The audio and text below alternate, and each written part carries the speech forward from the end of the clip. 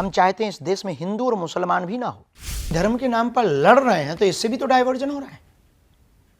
मजहब के नाम पर लड़ रहे हैं, इससे भी तो डाइवर्जन हो रहा है। पटाखों पर जैसे आपका एक विवादित बयान आया हाल में कि हम आपकी बकरा ईद पे नहीं करते तो आप हमारे पटाखों पर ज्ञान न दें, इसका क्या मतलब है? आप हमारे हिंदू त्योहारों पर ही पटाखे फोड़ने पर ज्ञान क्यों देते? तो हमने ये निवेदन किया कि यदि आप ज्ञान दें तो हर बार दें, सबको रोकें।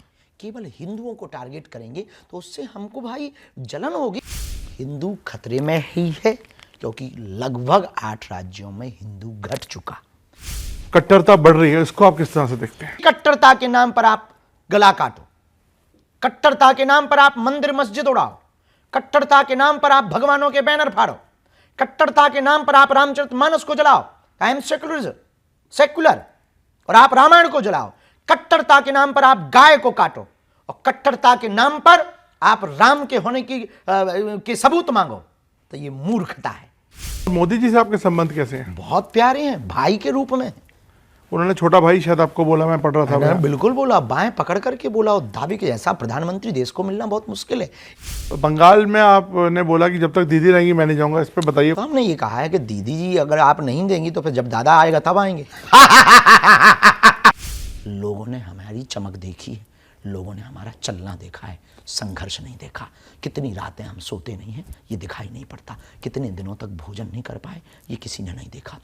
इस देश में नेता पैसा लेकर के, इस देश का क्रिकेटर भारत का पैसा लेकर, इस देश का बॉलीवुड का एक्टर पैसा लेकर विदेश में घर बनाता है। हम कथा करके जो मिलता है वो अस्पताल बनाते हैं, उनसे तो बेहतर है। तो आप कर रहे हैं शादी? फिर हम तो नहीं कर रहे, परिवार वाले करवा रहे हैं। कब? पता नहीं है कब करवाएंगे, पर करवाएंगे वो। महाराज जी, पहले तो हमसे बात करने के लिए बहुत बहुत धन्यवाद। ANI से बात करने का आपने समय निकाला। आपकी यात्रा शुरू होने वाली है, उस पर मैंने देखा आप काफ़ी मीटिंग्स कर रहे हैं, मसरूफ़ हैं। क्या है ये यात्रा और क्यों निकाल रहे हैं यात्रा आप? बहुत बहुत धन्यवाद ANI का, और ANI के सभी दर्शकों का भी धन्यवाद। इस देश में वैचारिक क्रांति को फैलाने के लिए, हिंदुओं को एकजुट करने के लिए और हिंदुओं के बल को बढ़ाने के लिए, एकता के लिए हम चाहते इस देश में दंगे ना हो। हम चाहते इस देश में जातिवाद के नाम पर जहर ना उगला जाए। हम चाहते इस देश में अंगड़े और पिछड़े के नाम पर लड़ाई न की जाए। हम चाहते हैं इस देश में हिंदू और मुसलमान भी ना हो। हम चाहते हैं इस देश में हिंदू हिंदुत्व और हिंदुस्तान की जय जयकार हो। हम मुसलमानों के भी विरोधी नहीं, ईसाइयों की भी विरोधी नहीं, लेकिन जो हिंदू घट रहा है, हिंदू जो डर रहा है, हिंदुओं पर जो अत्याचार हो रहे हैं या जो हुए हैं, उसको हम भर तो नहीं सकते, पर आने वाली नस्ल को सुधारने के लिए, आने वाली पीढ़ी को बल देने के लिए इस देश में हवाई जहाज चार्टर्ड या फिर ट्रेन से चल करके देश हिंदू राष्ट्र नहीं बनेगा। डिफेंडर या फॉर्चूनर से चलने से भारत हिंदू राष्ट्र नहीं बनेगा, ना हिंदू जगेगा। गांव गांव गली गली नुक्कड़ नुक्कड़ जाना पड़ेगा, तब हिंदू बचेगा, तभी हिंदू जगेगा, तभी एकता होगी। इसलिए ये पदयात्रा 7 नवंबर से 16 नवंबर तक दिल्ली से वृंदावन तक की 10 दिनों की पैदल चलकर गांव गांव गली गली हिंदुओं को गले लगाने के लिए हम कर रहे हैं। लेकिन महाराज जी, तो ऐसा लगता नहीं कि ऐसी यात्राओं से पोलराइजेशन और बढ़ता है? नहीं, घटता है, बढ़ता। गांव गांव में जातियों के नाम पर लड़ाइयां हो रही, खपाड़ फोड़े जा रहे हैं, जातियों के नाम पर बेईमानता फैलाई जा रही है, जातियों के नाम पर अंगड़े और पिछड़े लड़ रहे हैं। तो हम सब इस देश की संतान हैं, तो हम सब भारतीय हैं, तो सब हम सनातनी। जब हम सनातनी हैं तो हम आपस में ही क्यों लड़ें? क्यों ना हम उसके लिए लड़ें जिससे देश का विकास हो, क्यों ना हम उसके लिए लड़ें जिससे देश का भला हो, क्यों ना हम उसके लिए लड़ें जिससे मानवता का भला हो। उसके लिए एकमात्र उपाय है, तलवारों की क्रांति नहीं, विचारों की क्रांति चाहिए। एकमात्र उपाय है, हम सबको जातियां भले ही हों पर जातिवाद ना हो। तो महाराज जी, आप कैसे जोड़ सकते हैं? और भी कितने सारे शंकराचार्य हैं और कितने सारे और धर्मगुरु हैं, आपको क्यों लगता है कि आप ही सब हिंदुओं को जोड़ सकते हैं? नहीं, उन संतों की ही कृपा से हम ये कर पा रहे हैं। वो संत हमें आशीर्वाद दे रहे हैं, हमारे देश के शंकराचार्य हमें आशीर्वाद दे रहे हैं, हमारे महापुरुष हमको आगे कर रहे हैं, हमारे महापुरुष हमारे साथ चल रहे हैं और हमारे आगे चल रहे हैं, हम उनके पद चिन्हों पर चल रहे हैं। 14वीं शताब्दी में जगतगुरु रामानंदाचार्य भगवान ने कहा, हरि को भजेशु हरि को होई, जाति पात पूछे नहीं कोई। आदि जगतगुरु शंकराचार्य ने कहा, सब एक हैं, एकत्व का स्वरूप, एकता का स्वरूप उन्होंने ये प्रतिपाद किया है। उन्हीं पद चिन्हों पर हम चल रहे हैं, उन सब संतों का आशीर्वाद मिल रहा है। हमें ब्रज के सभी महापुरुषों का आशीर्वाद है, सभी अयोध्या के महापुरुषों का आशीर्वाद, इस देश के प्रतिष्ठित जितने संत हैं उनकी हम पर कृपा है। आज कुछ तस्वीरें देखी, प्रेमानंद जी से आप मिल के आए? हाँ, तो क्या हुआ, जरा बताएं लोगों को। उनका परिकर हमको काशी में मिलने आया और वार्तालाप हुई। बहुत बाबा की भी व्यस्तता रहती है, हमारी भी उनकी बहुत तबीयत को लेके लोग बड़ा अभी अनुकूल है, बहुत अफवाहें फैला रहे थे, लेकिन महापुरुष हैं, उनकी तो लीलाएं हैं। तो आज हम आमंत्रण देने गए पदयात्रा का, हम आज अपने पदयात्रा का पत्र देने गए, उन्होंने सहर्ष स्वीकार किया और बहुत लाड़ लुटाया, बहुत प्रेम महाराज किया। जी, लेकिन एक तबका ये भी जो सोचता है कि धर्म धर्म धर्म पे इतना ज़्यादा फोकस होके आप कह रहे हैं कि देश की तरक्की हो, ये हो, लेकिन धर्म को अगर हम सेंटर बना देंगे तो आपको लगता नहीं कि कहीं डाइवर्जन होता है इस चीज़ से? अभी धर्म के नाम पर लड़ रहे हैं तो इससे भी तो डाइवर्जन हो रहा है, मजहब के नाम पर लड़ रहे हैं इससे भी तो डाइवर्जन हो रहा है, संस्कृतियों के नाम पर लड़ रहे हैं इससे भी तो देश की एनर्जी दूसरी तरफ जा रही है, जातियों के नाम पर लड़ रहे हैं इससे भी तो देश गर्त में जा रहा है। तो क्यों ना एक सॉल्यूशन निकाल दिया जाए, एक उपाय कर दिया जाए कि अब आप अपनी ऊर्जा को जाति, धर्म, मजहब, क्षेत्रवाद, भाषावाद की लड़ाई से ऊपर उठ करके राष्ट्रवाद के लिए जिए। यही हमारी पदयात्रा का मोटिव है। महाराज जी, आपने अभी बोला मैं मुसलमानों के भी खिलाफ नहीं हूँ, बिल्कुल नहीं है ना, लेकिन आप मैं देखता हूँ कई बार बयान देते हैं कि आप पटाखों पर, जैसे आपका एक विवादित बयान आया हाल में कोई कि हम आपकी बकरा ईद पे नहीं करते तो आप हमारे पटाखों पर ज्ञान ना दें, इसका क्या मतलब है? किसी भाई साहब ने बयान दिया कि पटाखों से प्रदूषण होता, हम मानते हैं बिल्कुल होता है, लेकिन 25 तारीख को क्रिसमस डे को भी पटाखे फोड़े जाते, 1 जनवरी को भी पटाखे फोड़े जाते, नई साल पर भी।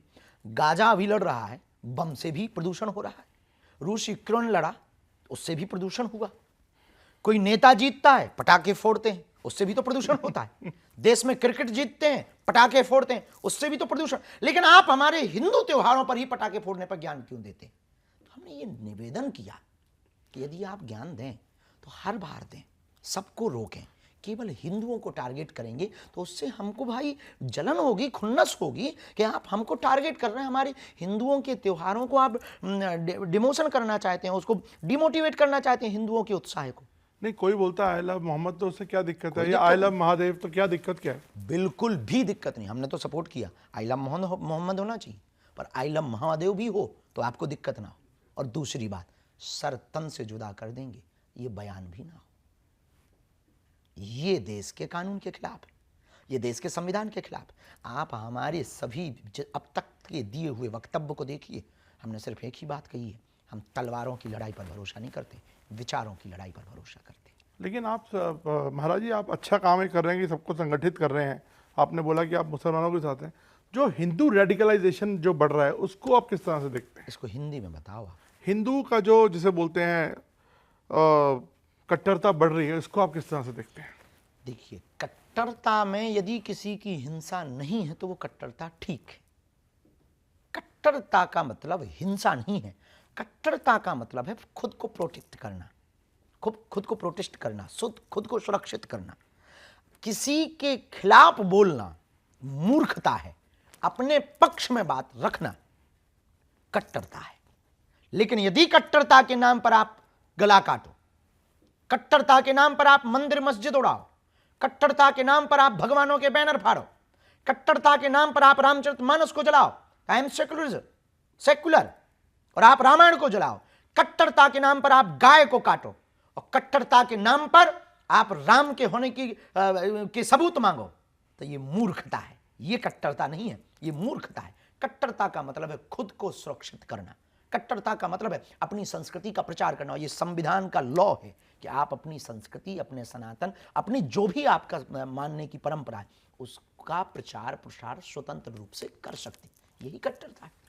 तो आप मुझे बताइए, आपका जो थिंकिंग है या जो आपकी लाइन रहती है वो किसी पर्टिकुलर पॉलिटिकल पार्टी से अलाइन लगती है? एक पार्टी है जो हिंदूज़ की बात करती है, आपका भी ऐसा लगता है कि आप हिंदूज़ की बात हमेशा करते हैं, तो आपको क्या पॉलिटिक्स की तरफ बढ़ रहे हैं क्या महाराज जी आप? बिल्कुल भी नहीं। और इस देश में किसी भी पार्टी ने हिंदुत्व का ठेका थोड़ी ले रखा है। इस देश में जितनी भी पार्टियां, उनमें कहीं ना कहीं हिंदू है, और जिस पार्टी में हिंदू है हम उस पार्टी की बात कर रहे हैं। अब कोई हमें अपना ना माने तो वो उसकी कमी है, हम तो जहां जहां हिंदू हैं। आपका बीजेपी से कोई अलाइनमेंट नहीं है? सीधा सवाल पूछता हूँ, सीधी सी हम बात कह दें, हमारा किसी भी पार्टी से कोई अलाइनमेंट नहीं, और सब पार्टी हमारी है, क्योंकि सब पार्टियों में हिंदू है। तो आपके संबंध कैसे हैं कांग्रेस से? बहुत अच्छे हैं। कमलनाथ जी ने हमारी कथा करवाई, छिंदवाड़ा में करवाई, और दिग्विजय सिंह जी से बहुत अच्छे नाते।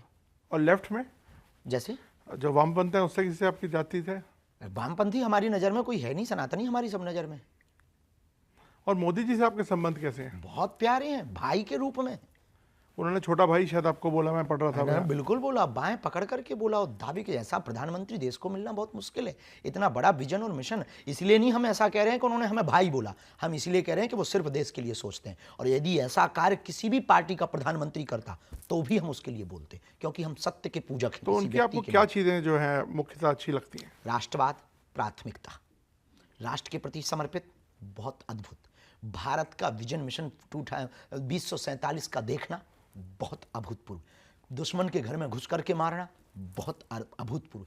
अपनी संस्कृति के साथ कोई खिलवाड़ नहीं। राम की भी बात करते हैं तो राष्ट्र की भी बात करते हैं, खेल की भी बात करते हैं तो रेल की भी बात करते हैं, चाय की भी बात करते हैं तो गाय की भी बात करते हैं। ये हमको बहुत अच्छा लगा।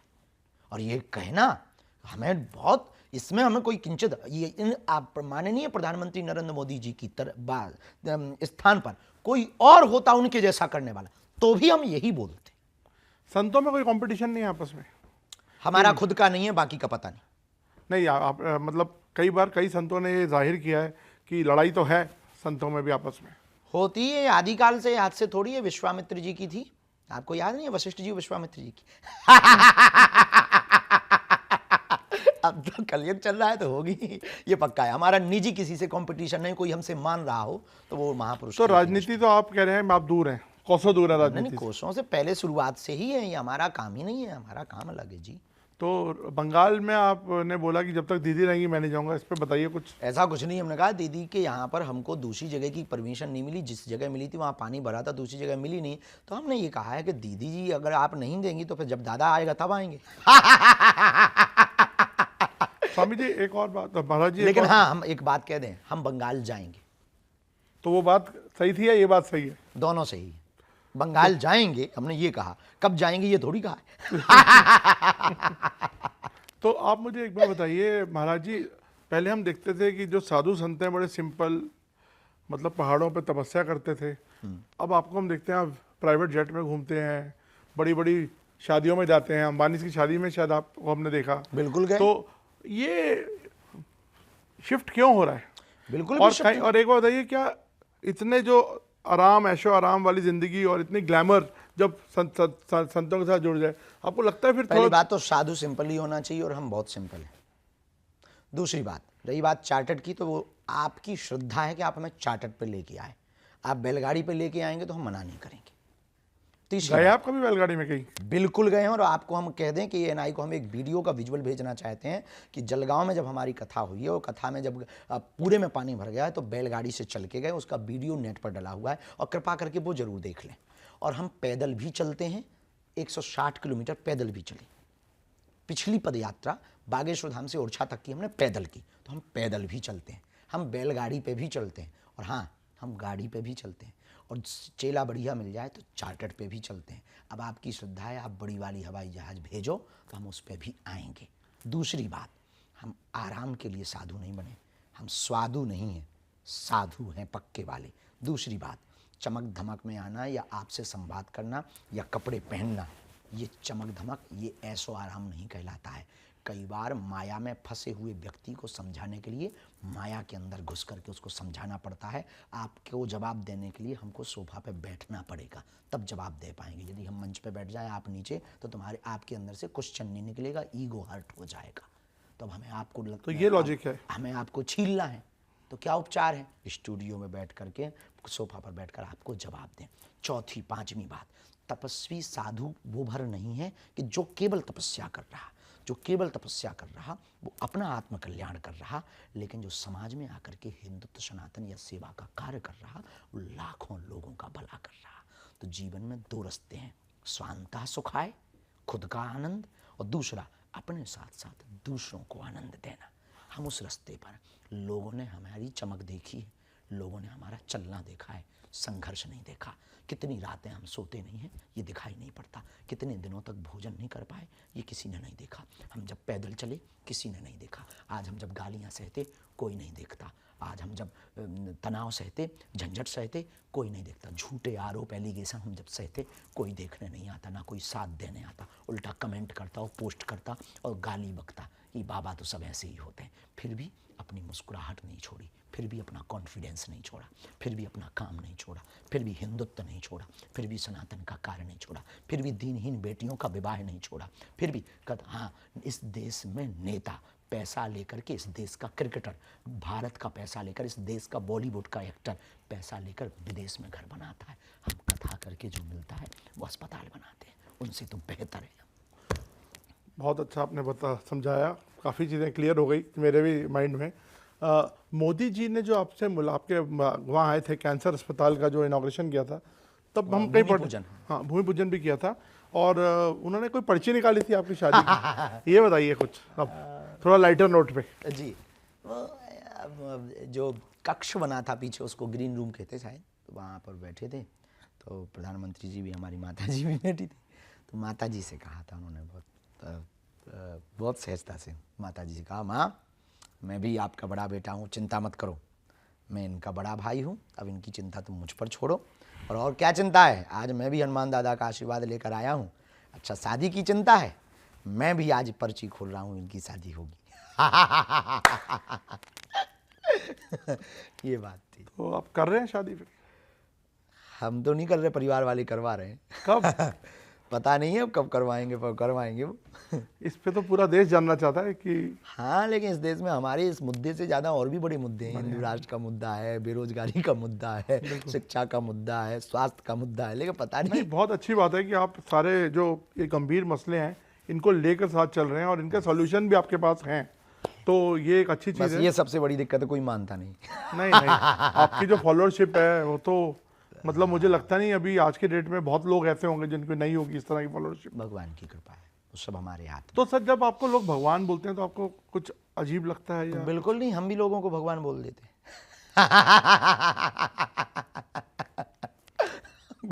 क्योंकि हम भगवान है नहीं, इसलिए अजीब नहीं लगता हमको। तो मैं आखिरी की तरफ आ रहा हूँ क्योंकि समय आपके पास कम है। सर, हिंदू संगठित रहना, हिंदू राष्ट्र बनाना, लेकिन हिंदू, अगर हम एक तरह से सोचें, हिंदू खतरे में कहाँ है? और ये कंट्री तो एक सेकुलर कंट्री है ना, मतलब इसमें कोई डेमोग्राफी जो है यहाँ की, तो वो तो सब मतलब एक तरह से देखा जाए तो मिक्स ही है ना सर।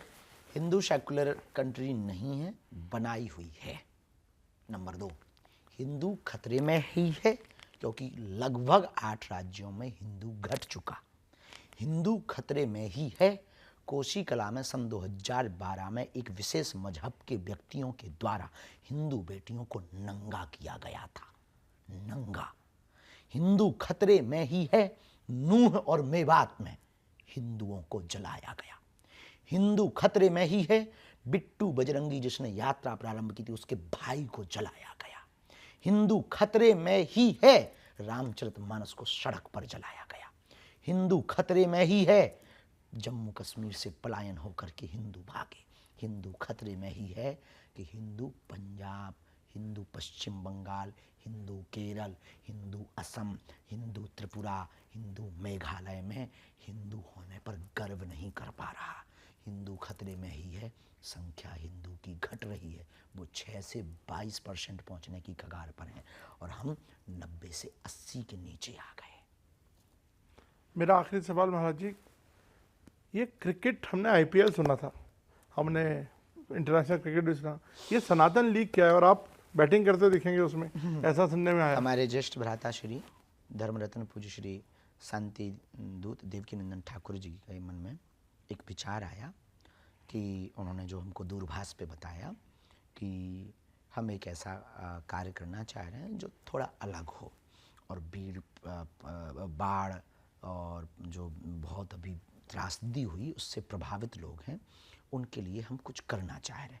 हमने कहा आप आज्ञा करो, तो उन्होंने कहा कि एक क्रिकेट का आयोजन करेंगे और आप एक दिन के लिए आ जाना, कुछ घंटों के लिए आप आ जाना। हमने कहा सहज बस, बहुत अच्छी बात है, यदि कोई बाढ़ प्रभावित लोगों के लिए कोई उनके घर में भी दीपक जल सकें दिया के दिवाली का, और हमारे जाने से और ये कार्य करने से किसी का भला होता हो, तो खेल खेल में एक बहुत बड़ा रोल हो जाएगा।